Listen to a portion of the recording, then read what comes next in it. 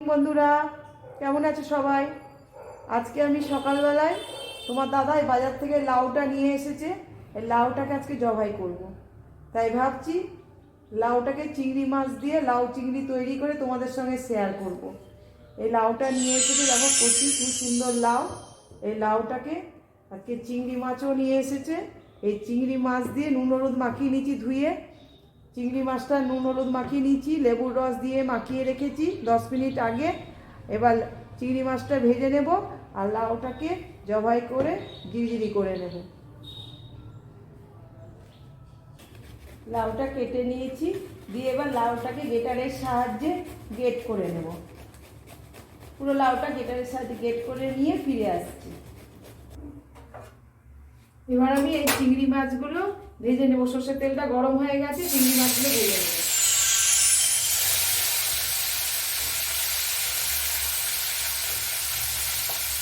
হালকা করে ভেজে নেব চিংড়ি মাছ। চিংড়ি মাছ দিয়ে তো সেহেতু হালকা করে ভাজবো, তার কারণ চিংড়ি মাছ বেশি ভাজলে শক্ত হয়ে যায়। আর তোমাদের দাদা ভাই চিংড়ি মাছের খোসাগুলো তুলেই নিয়ে এসছে বাজার থেকে, আমার সুবিধার্থে।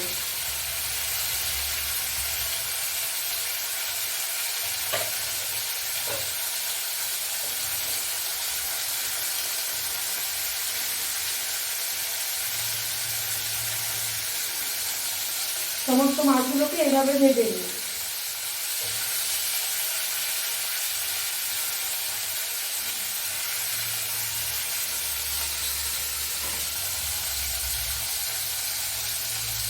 মাছটা ভাজা হয়ে গেছে, ওই তেলেই আমি 5 ফোড়ন দিলাম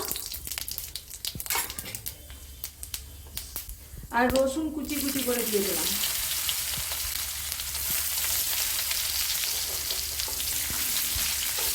রসুনটা একটু সতে হবে, তারপরে পেঁয়াজ কুচি দেব। রসুনটা একটু সতে হয়ে গেছে, এবার পেঁয়াজ কুচি দিয়ে দিলাম।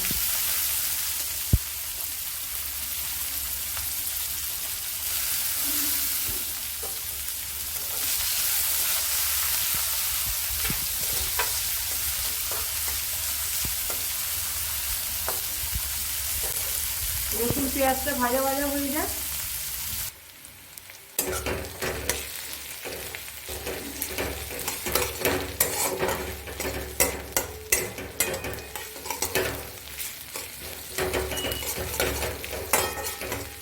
পেঁয়াজ রসুনটা ভাজা ভাজা হয়ে গেছে, এবার একটা টমেটো কুচি দিয়ে দিলাম আর 2টো লঙ্কা কুচি দিয়ে দিলাম।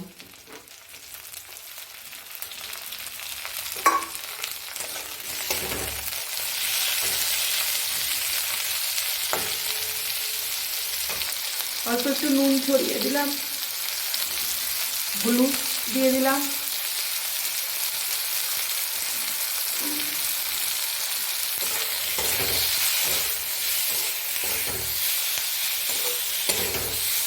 ভালো করে মশলাটা কষে নিই।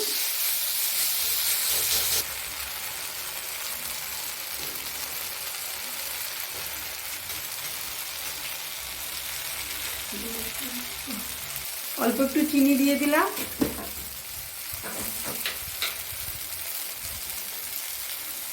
আর একটু জিরের গুঁড়ো দিলাম, লঙ্কার গুঁড়ো দিয়ে দিলাম,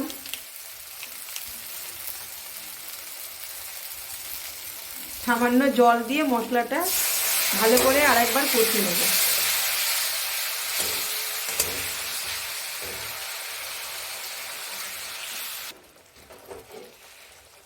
এবার আমি গ্রেট করে রাখা লাউটা দিয়ে দেব।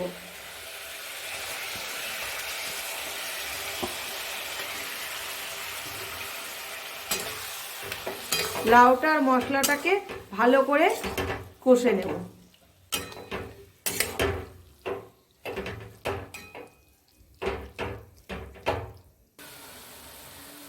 আমার লাউয়ের তরকারিটা হয়ে গেছে, আমি এবার ধনেপাতা ছড়িয়ে দিলাম।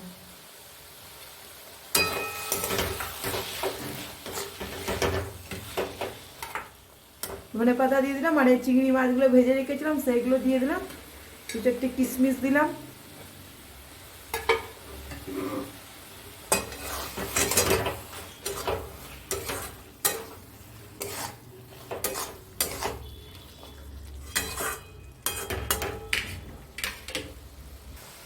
হয়ে গেছে, এবার গরম মশলার গুঁড়ো ছড়িয়ে নামিয়ে নেব। আমার লাউ চিংড়ি কমপ্লিট। এবার আমি এটা নামিয়ে পরিবেশন করব। আমার লাউ চিংড়ির এই সুন্দর রেসিপিটি পরিবেশন করলাম। সকলেই ট্রাই করবেন একবার, খেয়ে কমেন্টের মাধ্যমে জানাতে ভুলবেন না কেমন হয়েছে, তাহলে আমার নতুন নতুন রেসিপি করার উৎসাহ পাবো। নতুন বন্ধুরা আমার চ্যানেলটিকে সাবস্ক্রাইব করে আমার পাশে থাকবেন এবং নিত্য নতুন রেসিপি আপনারাও দেখতে পাবেন। পুরনো বন্ধুরা যেভাবে আমার পাশে আছো, তোমরা সকলে আমার পাশে থাকবে, আমিও তোমাদের পাশে আছি। সকলেই ভালো থেকো, টাটা। ফিরে আসছি পরে একটি নতুন রেসিপি নিয়ে।